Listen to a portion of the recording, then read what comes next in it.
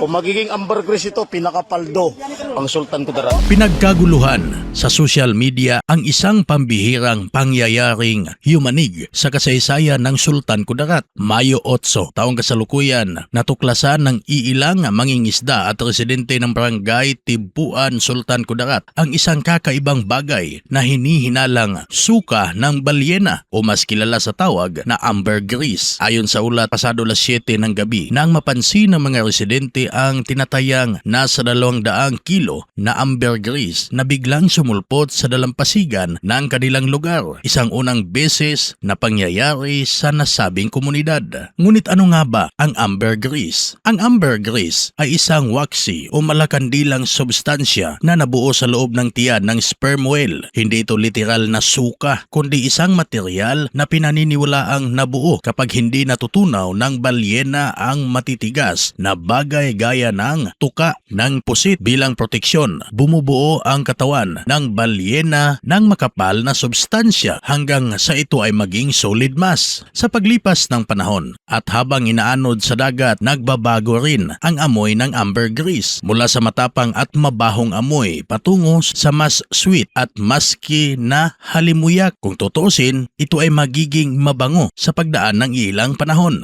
Dahil dito, malaki ang halaga sa industriya ng pabango. Ayon pa sa ulat, ginagamit ang ambergris bilang fixative sa mamahaling pabango upang mapatagal at mapanatili ang bango nito sa balat. Sa katunayan, ilang international perfume makers noon ang gumagamit ng ambergris bilang pangunahing sangkap sa paggawa ng luxury perfumes dahil sa kakaibang amoy at kakayahan nitong paghaluin at patagalin ang magandang amoy ng perfume. Bukod dito, bihira lamang matagpuan ang ambergris dahil hindi lahat ng sperm whale ay makakagawa nito. Kadalasan pa itong nakikitang palutang-lutang lamang sa karagatan o inaanod sa dalampasigan, dahilan upang tawagin itong gintong lumulutang. Depende sa kalidad at timbang. Maaari umano itong umabot sa libu-libong dolyar kada kilo sa international market. Gayunpaman, sa ilang bansa ay iligal ang pagbibenta o pagmamay-ari ng ambergris dahil protektado ang mga balyena at may kaugnayan ito sa wildlife conservation laws. Ang tanong ngayon ng publiko, magiging paldo na nga ba ang mga taong nakakita nito sa Sultan Kudarat? Sa ngayon, wala pa namang inilalabas na opisyal na ulat o kumpirmasyon